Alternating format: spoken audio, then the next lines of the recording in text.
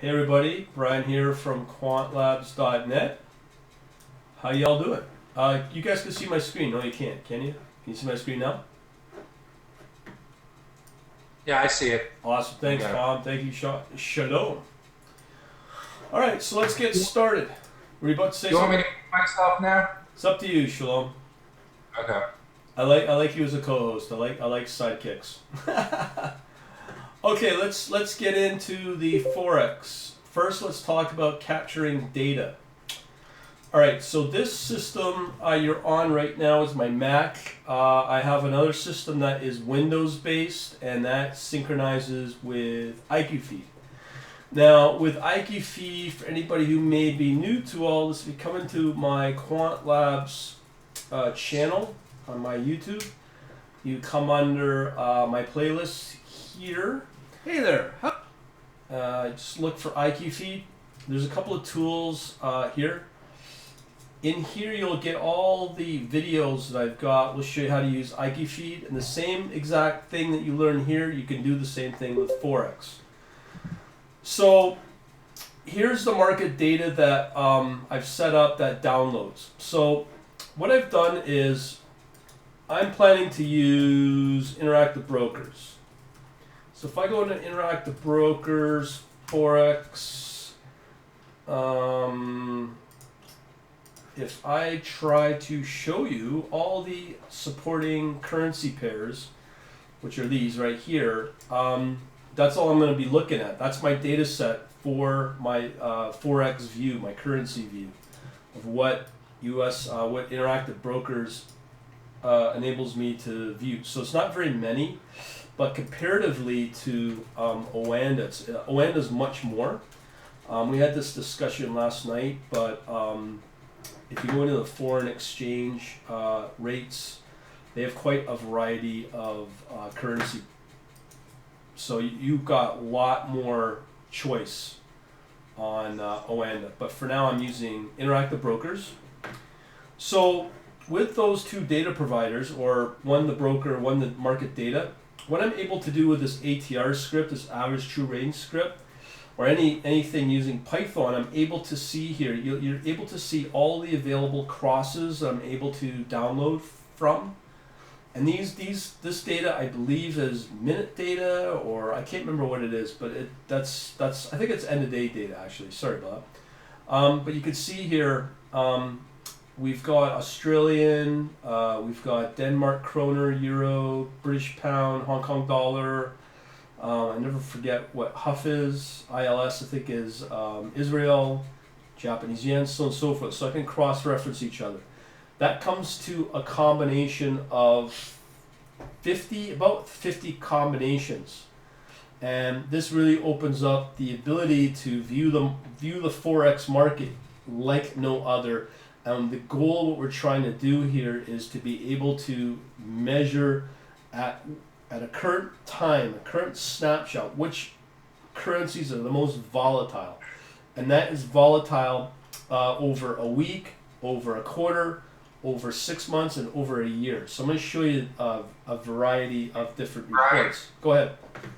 I'm sorry, why are the files all 12 bytes? Why are they so The small? 12 byte ones are the ones that my software tries to download, and it's empty. So that's why it's 12 bytes. Okay. So all the other files, I'll show you. Good eye, Shalom. Let me just show you an example here. So here, let's pull up the U.S. I think this is CNH. I'm not sure if that's. I can't remember really. Let's do the Swiss franc. All right. So for the Canadian Swiss franc. Where is my Excel? Okay. No. It's a Word doc. Oh, I'm sorry. Yeah, you're right. They're Yeah. only 64, 63K. You know what? Those. I'm in the wrong folder. That's why. Okay, we want to be in PyCharm. Where's my PyCharm? And we want our ATR. Okay, so let me do it this way. So if I look at my market data right here, these are the CSVs that get downloaded from from IQ feed. Okay, so there's going to be a bunch that are going to be obviously more than the 12K or 12 bytes. So in this case, we have this one. I'm just trying to find one that I can use. Let's try the US Mexico. I'm not sure. Let's try the Nokia. Yeah, the Kroner here from Norway. Okay, let me just load that one in. So this is raw data coming in from IQ feed. So this is actually tick data. Okay, so my software, my setup can download tick data, and then of course you get the open, high, low, close, volume, and I'm not if that's open interest. I can't remember which one that one is. But again, you can learn all that in here in these in this playlist for IQ feed on my channel. So it's all highlighted there. I'm using a piece of software called Q Collector that does that. So there is right here. This video will walk you through that. So that's IQ feed, the data source. And just so everybody knows, if you look up IQ feed Forex pricing, there's a special that they've had on for a while now. It's a really good deal. So for $30 right here, you can get the same data I'm showing you, tick data as well, and it's $30 a month. Very, very cheap. Now they also have another option. Oh, and the other thing is, if you look at the data here, you'll see that says FXCM. That's the data source. So that is coming from FXCM, the broker. So if you look up IQ feed under Forex and then you try 10-4 as a new option that IQ feed has, this option is really awesome. This will expand your data source from just from FXCM, but it expands into all these new sources. Like you can get the Durham, Japanese yen spot, Argentinian. I mean, it's really exotic stuff. And obviously you have to find brokers that will support these currencies. Oanda may support some of them, I don't know. But you can see here, the data sources is also different as well. They can come in from different banks. So this is a really good option as well. So that's the 10-4 data option in Forex. And I believe that's an additional $25 on top of your $30. So this is really, really, really good to have. So I just put all my links here in the chat box, so if you want to keep up. Let's just see who we got. We got Mel, Ron, Shalom, Tom, and Daniel. How you guys doing? Thanks for joining us. Okay, so that's a data source from IQ feed. Now, just so everybody knows, I think I'm not sure if you could see this, but now you can get IQ feed for Mac, because it used to be Windows only, and I just want to show you that they support Mac now. So that came out in July, 2 months ago. So just so you're aware of that, and I'm still having some issues with connecting into my account with IQ feed from Mac OS 10, but I'm sure that will get rectified in due time. Okay, so let's get into the actual data. As I stated in my meetup, I made sure I'm staying away from technical. I'm just showing you charts and data. So this is the data we're working with, found in this market data folder. And you can see there's about 50 different combinations of currency pairs. And again, for those who just joined us, that is from these data, these currencies right here. Okay, that's on IQ Interactive Brokers. And I got a question coming in from Daniel. Seems the optimal data source tick data would be from the broker you're trading. Too bad it's from FXCM. IB would be great to have tick data from. Just so you know, Daniel, I'm sure you're aware that Interactive Brokers is very, very bad at historical data. You have to pay for that. So I think, you were on last night with the back testing. This is where IQ feed reigns supreme. But at the end of the day, I mean, FXCM, it doesn't really matter. Data is data. Once you start working with live trading strategies, you're right, you have to use the data from your broker to optimize all your quotes and all that sort of stuff. Because if you're using FXCM data as your data source and then trading as your broker through interactive brokers, you're going to get your pricing mismatch from that. So you need to be aware of that. But interactive brokers is not very good for historical data. Okay, so let me show you the charts and all that fun stuff. So in here, what my ATR Python script does, it will go in and analyze each cross pair. So what I generate are two files, a PNG file for a chart and a document, a Word document as well for the currency pair. So let's take a look at the Word document. All this really is just statistical information on the currency pair. So it's going to measure the standard deviation, the median, and that's as far back as I can go. Actually, it's just 1 year that I capture the data. I can go back as far back as 9 years. But I mean, from my point of view, you don't really need to go back beyond a year because you're just analyzing the volatility from a year prior. That's it. You don't need to go beyond that for analysis. So again, there's two types of data that we're capturing. We're doing open to open on the barred data, and we're also using high to low as well. So we're going to get the descriptive statistics on each. Again, we're going to grab variance, skewness, minimum, maximum, summation, as well as the total count. And then we also capture number of positives, number of negatives. That's what we're looking for, is the relationship on the negative or positive side. And the daily positive return average, as well as a negative, and so forth. And then these are the different returns from each tick, I believe. And again, we also calculate the bounds of the upper percentage and the lower percentage on the standard deviation as well. And then we have little charts here that we draw out to show the distribution between the two. And again, remember, this is statistical data. So I do that for every single currency pair, okay? So be aware of that, okay?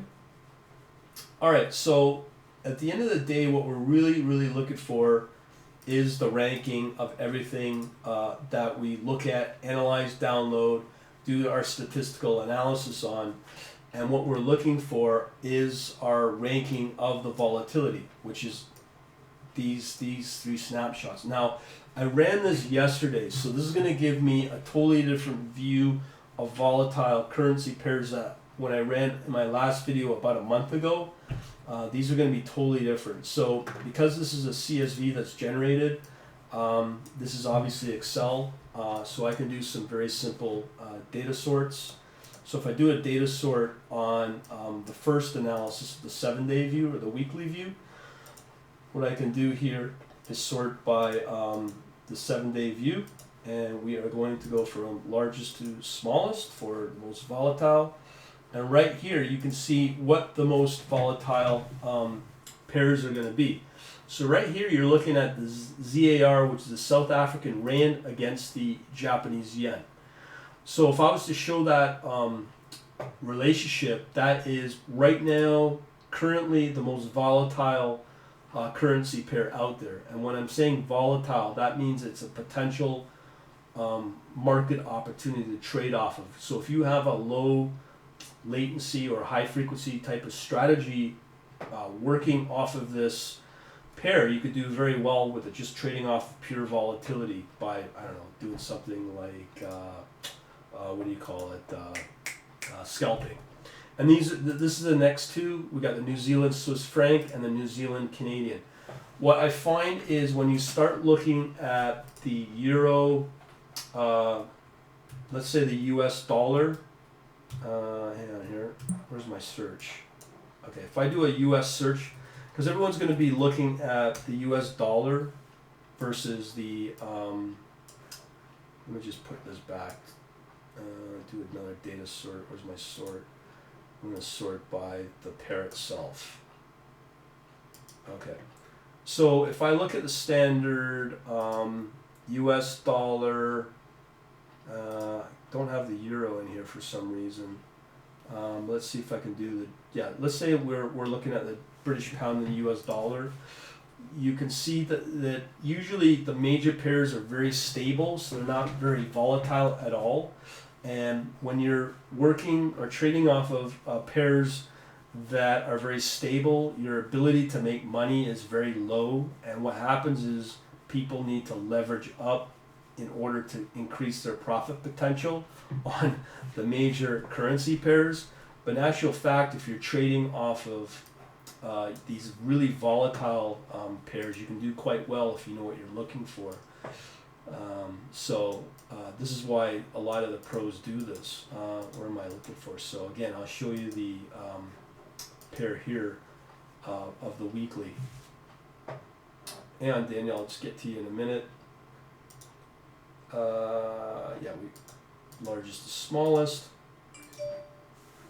Okay, so yeah, so these are your rankings right here of the most volatile. As I said, there's the rand against the yen, the New Zealand dollar against the Swiss franc, and the New Zealand dollar against the Canadian dollar. So Daniel asked the question, do you convert the common basis currency so that you can normalize the ATR against a single currency, such in the case otherwise a currency could look very volatile and only be very small change in actual value in your currency?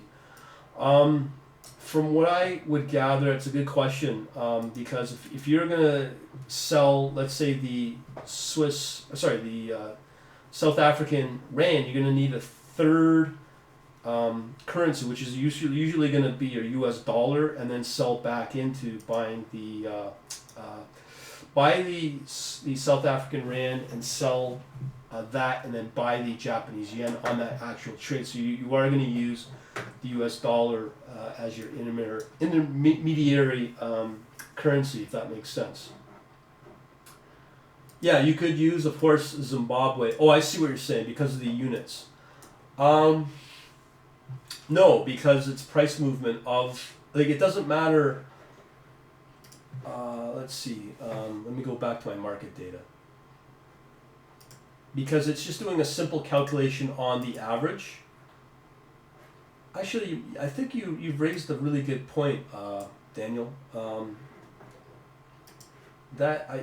because I'm using an average, I would imagine that the average would be broken down by simplistic in math. Let me just try this guy right here. So what you're saying is this getting loaded up? Oh, here we are. So what you're saying is the volatility here, because the differences between the two currencies may be bigger than, as you say, against the Zimbabwe dollar. So with the Zimbabwe dollar, these amounts would be a lot higher. That's what you're saying, right? Just give me a yes or no on that. Yeah, okay, that makes sense. Yeah, I never thought of that. That's a really good question. I don't think that should play a factor, but I'm now thinking about it. It may. Yeah, I'd have to dig into that. That's a really good point. Yeah, that one you stumped me on. That's a very, very good point. But you know, I've done the analysis on this, and I have seen the moves are pretty well in line with the deviation between, let's say, a higher exchange rate with the Zimbabwe dollar versus one with a smaller amount. I haven't seen much change in the relationship, to be honest. But if anybody else has any comments on that, let me know. But I never factored that in, to be honest. But let me just go back to the ranking here. Just taking out your question, Daniel, but that's a really valid point. If anyone else, as I said, have any thoughts on it, let me know. So let me just do an analysis on the weekly. So what I do is I basically take this order, and I'll make a new spreadsheet. And what I'm looking for is the relationship to see if the South African rand and the yen is a very short, this period of volatility is very short term, but because I'm doing it monthly and over 6 months and monthly, I can see if it's a long term a long-term, a volatile regime, I guess you could say. Just give me a second here. Let me just check on the month. So, okay, so we've done a daily view. Now we're doing a quarterly view of 3 months. So let's see if that changes much. Oh, sorry. We want the largest to smallest. Anybody got any questions other than what I'm showing right now? Okay, so the relationship has not changed at all, as far as I can see. So these are long term.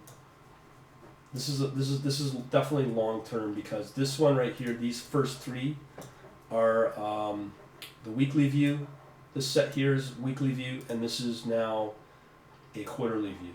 Okay, so let me just do one more sort here on the 6 month view, and see if we can see any kind of relationship. All right, so we're doing a 6 month, and okay, so here you can see it's totally different now. Or did I do it right? Sorry about that. Just rushing through this here. We want largest to smallest. Okay, so you could see it's a little different now.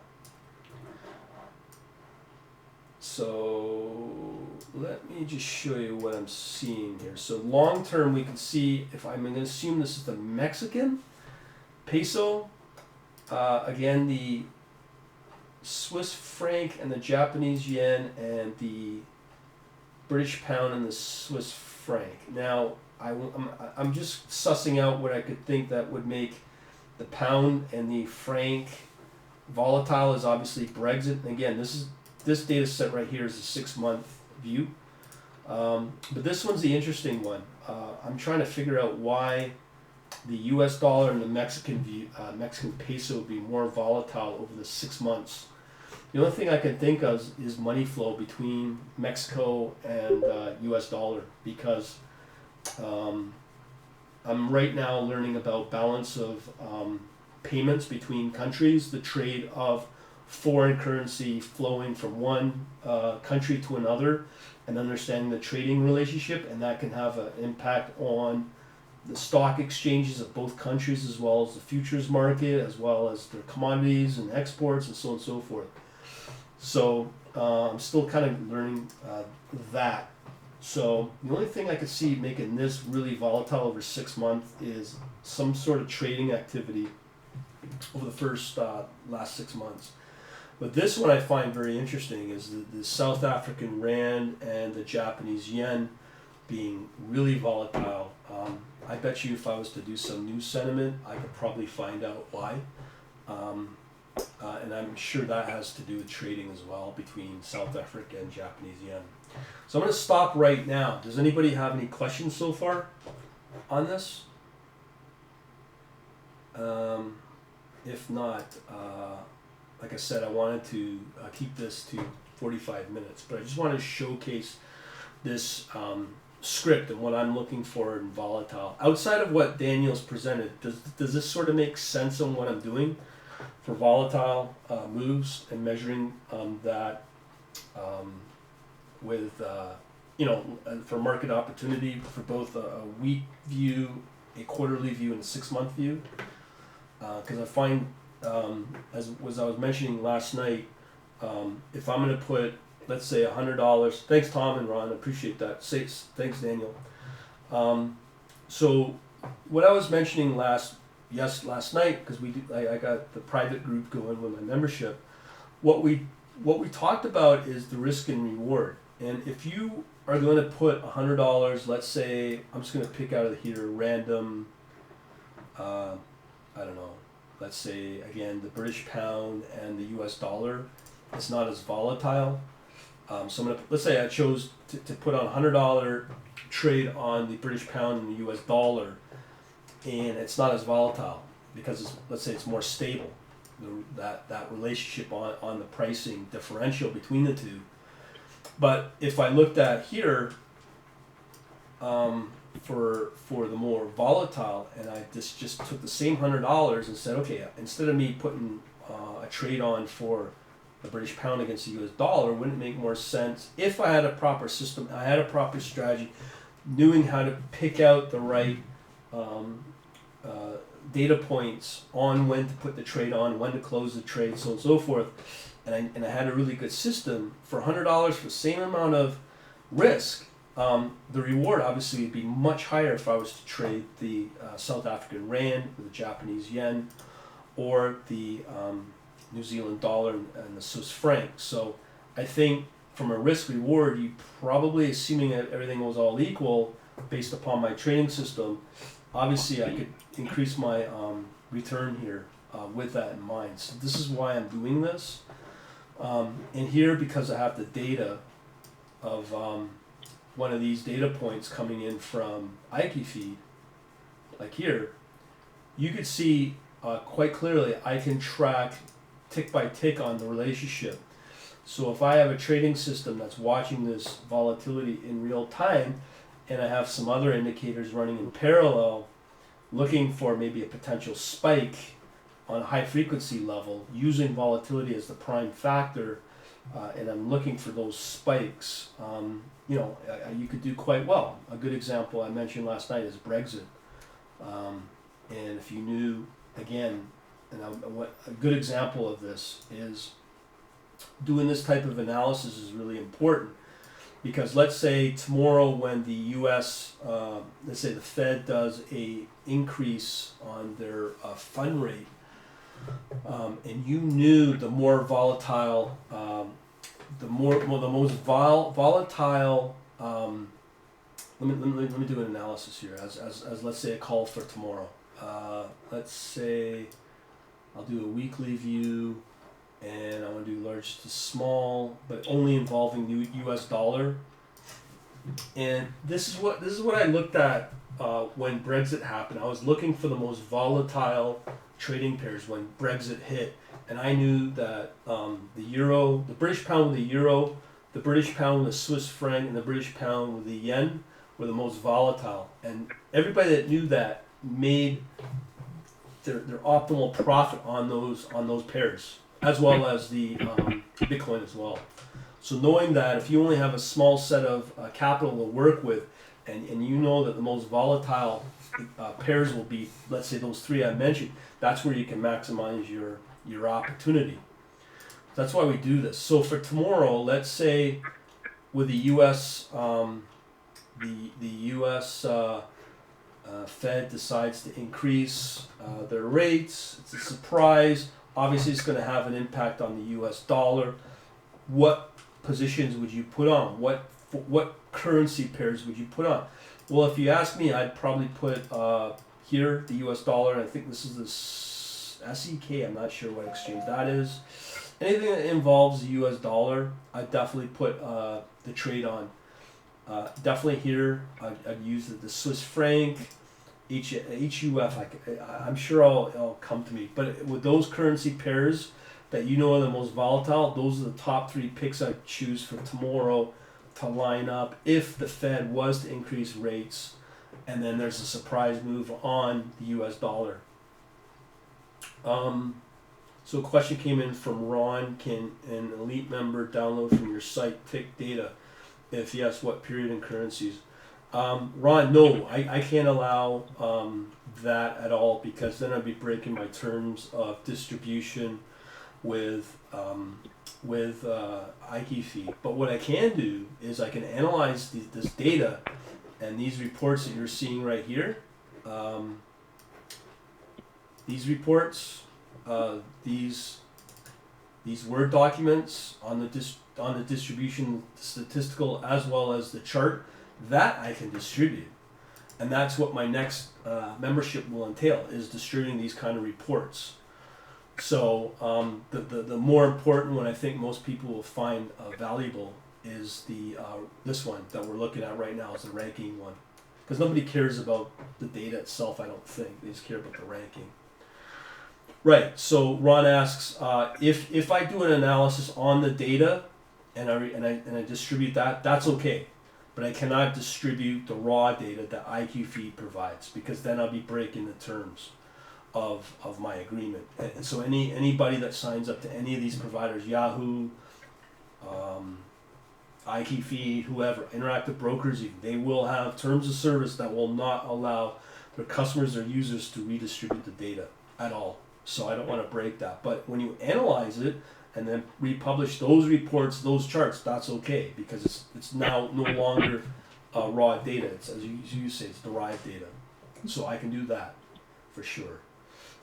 So I think the most important one for everybody for distribution would be this exact report. Ron asks, can you discuss the interest parity between two countries and impact FX rate? Ron, I'll be talking about that in one of my upcoming futures discussions about interest parity. That's in the futures market, and obviously that would impact FX futures and FX options. So I'll be talking about that in one of my upcoming weeks. I don't know which week it is, but there is that topic. So everybody knows that probably one of the most profitable strategies right now is this risk parity strategy. On a conservative level, I've seen some hedge funds do quite well with that trade, and that apparently is the most profitable strategy out there right now. So if you know all these type of strategies, know how to implement them, have an actual process or an automated process to execute these, and have them kick in when the market regime says so or the market conditions allow it, you can do really, really well. But for tonight, what we're talking about is just pure volatility, and looking for the most volatile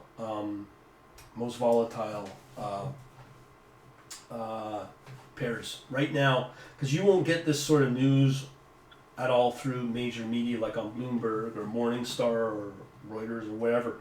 You have to do this analysis yourself, and again, you cannot get tick data anywhere for free, and if you do, it's not reliable and it's not going to be real time. But when you get it from somewhere like iKeyFeed, you're good to go, and that's what I'm paying for.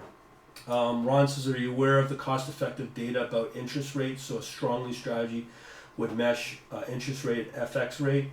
Yeah, I do look at that. Just so everybody knows, I've done a complete analysis on that. If you come into my video section, yeah, you missed this last night, Ron.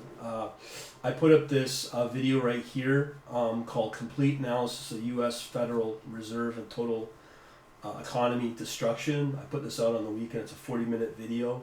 I go over through all the major components of what the Fed, how I'm looking at the Fed, looking at the debt levels of the U.S. government. I'm looking at their liquidity.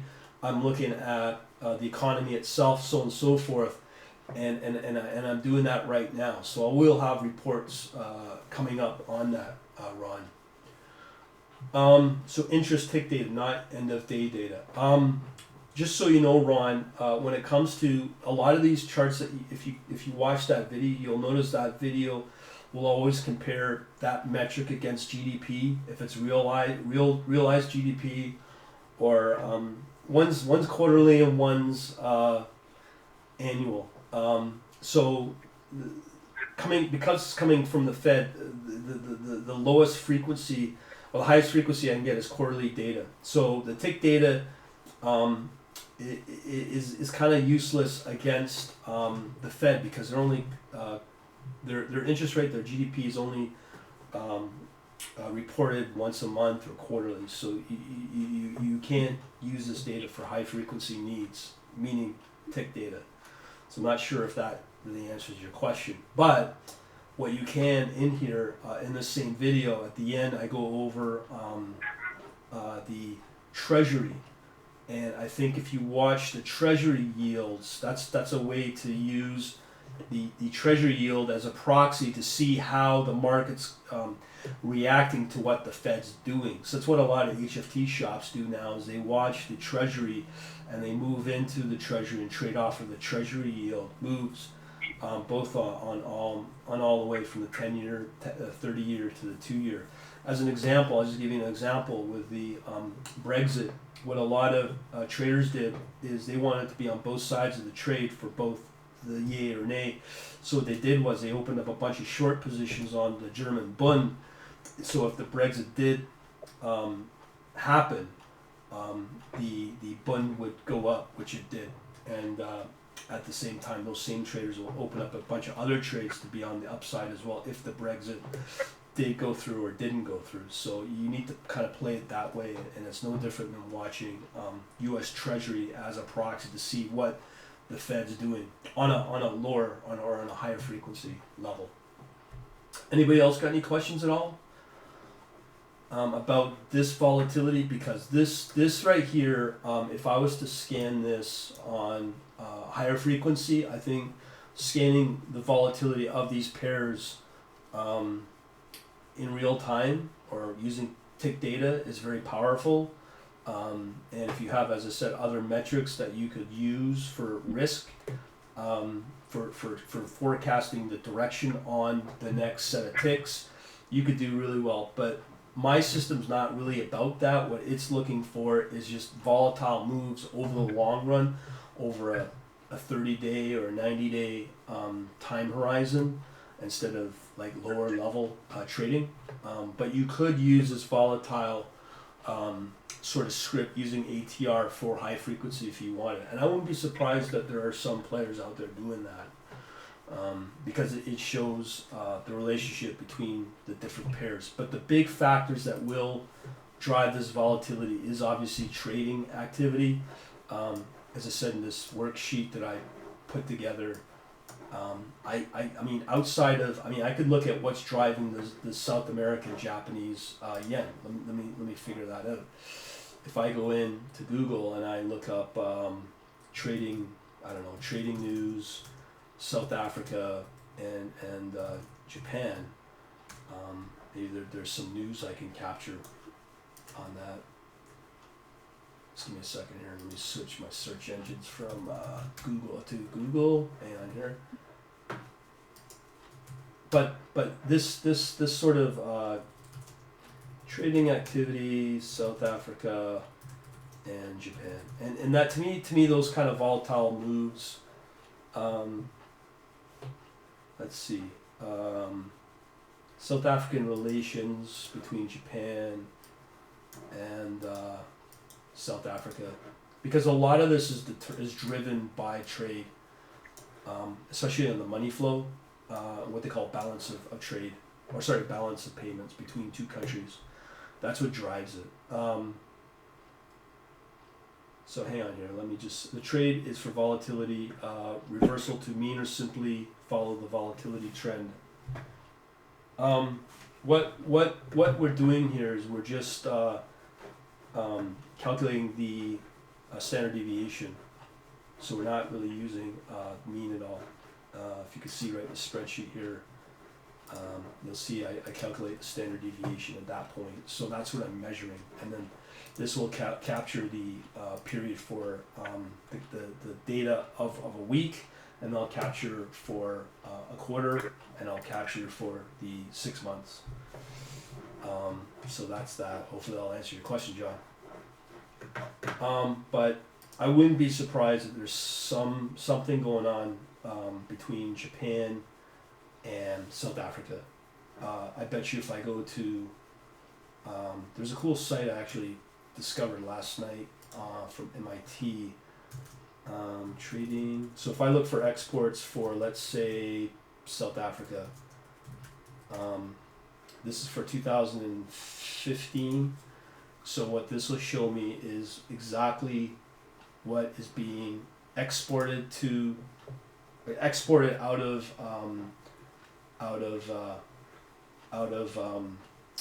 Japan. So this is again data for 2014. So you can see 11% of it's gold, 9.6 is diamonds.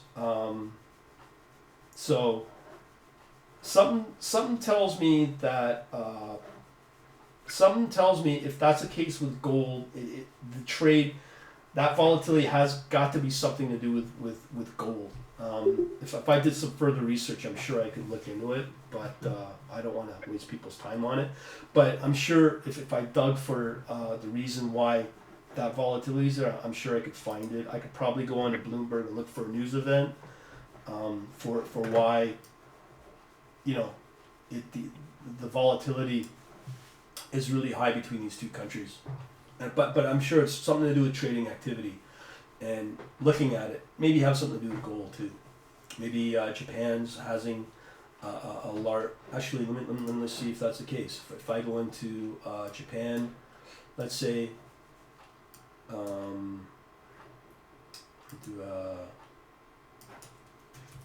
what I'm thinking, I just want to see the imports of Japan. Okay, so let's say if Japan contents, we want to see the imports. This could be what I'm thinking. Could be what's driving this currency pair. Okay, so let's see petroleum, crude. I was thinking maybe, to be honest, is that Japan is importing a lot of gold into, is importing a lot of gold from South Africa, because maybe they're trying to protect themselves if something happens to the Bank of Japan. These are just wild ideas, but that's what I'm thinking of what's happening, potentially, because it's getting scary with what Japan is going through right now, and maybe they may be hoarding gold for all we know. Ron says, see the Bloomberg article on high frequency are already full steam into FX trading. Now, are you referring to Treasury, Ron? Just give me a yay or a nay. Let me just see. I'm just very curious to see what's going on there, because I'm always let me go into the.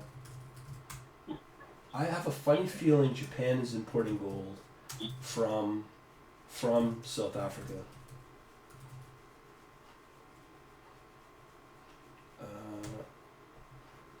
And there's something going on there. I'd have to dig into it. Hang on, folks. We got a question from Ron. Yes, yeah, I saw that. Actually, yeah, a couple of days ago, I did see that HFT is elbowing their way into currency markets. They do that. That can be confirmed. But if you remember the London Quant, he was in it 3-4 years ago. So I think the HFT guys are just looking for new areas of yield, and Treasury's a new one, and currency's another big one as well. FX. Traditionally, it would just be maybe options and equity, but they are moving full steam into FX, and Treasury is the big one. And a lot of the economists are very scared of that, because if something happens where one of those trades between an HFT blows up using the Treasury, that could be it. That's what has been speculated. Okay, so we're coming up to my end of time here. Anybody have any final questions? So Island Trader, HFT works in FX for the big boys with spreads near zero. We would get eaten alive by commission fees and spreads. That is very true. Even you really can't do HFT unless you're on an exchange. And what people need to understand is you cannot do, by definition, HFT on a broker, a retail broker like Interactive Brokers. You will just get slaughtered, as Island Trader would say. You would get slaughtered with the commission fees if you're really scalping at a high frequency level off of this type of data here, like this type of data. Yeah, you'd have to be sitting on an exchange to eliminate those fees. Anybody else got any questions? Appreciate this. I'm hoping that this makes sense, and I think as our previous person, Daniel, highlighted, I think that's a very valid point. But we're not, he's right about the Zimbabwe dollar, because of the inflation, how you're into the millions of dollars, it would distort the moves here. But I don't think it should, that's a real factor with the kind of currencies that I'm looking at.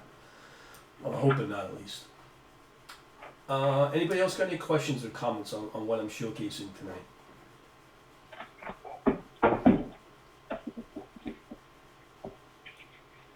No? Okay, so what I'll do is we will continue tomorrow night with Shalom presenting trading with U.S. presidential and how to trade off that. But just so everybody knows, that's at 7 p.m.